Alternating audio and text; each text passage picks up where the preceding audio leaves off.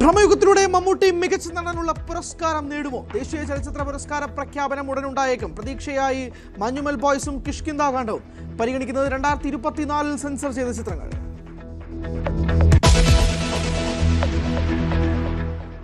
സംസ്ഥാനത്ത് ഓപ്പറേഷൻ തൂഫാൻ ശക്തം. പെരുമ്പാവൂരിൽ ബഹുജന റാലി. ആഭ്യന്തരമന്ത്രി ഭാഗമാകും. കൊല്ലത്ത് വൻ ലഹരി മരുന്ന് വേട്ട. 22.48 ഗ്രാം MDMA പിടികൂടി.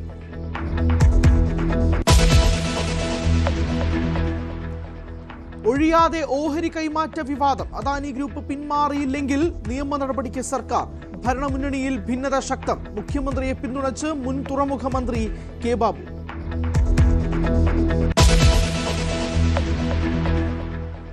കശുവണ്ടി കോർപ്പറേഷൻ അഴിമതി കേസിൽ മലക്കം മറിഞ്ഞ് സർക്കാർ. ആർ ചന്ദ്രശേഖരനെതിരായ പ്രോസിക്യൂഷൻ ഉത്തരവിൽ ഹൈക്കോടതിക്കെതിരെ സർക്കാർ. കോടതി സർക്കാരിന്റെ അധികാര പരിധിയിൽ കടന്നുകയറിയെന്ന് വിമർശനം.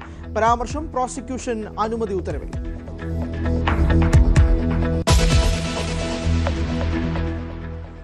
താരസംഘടനയിൽ പോര് ശക്തം. അഡ്ഹോക് കമ്മിറ്റി നിയമനത്തിനെതിരെ മുൻ ഭരണസമിതി നിയമ പോരാട്ടത്തിന്. ശ്വേതാ മേനോനെതിരെ നടി ഉഷ ഹസീന. കടിച്ചു തൂങ്ങാനാണ് ഉദ്ദേശമെങ്കിൽ വനിതാ താരങ്ങളെ സംഘടിപ്പിച്ച് സത്യാഗ്രഹം.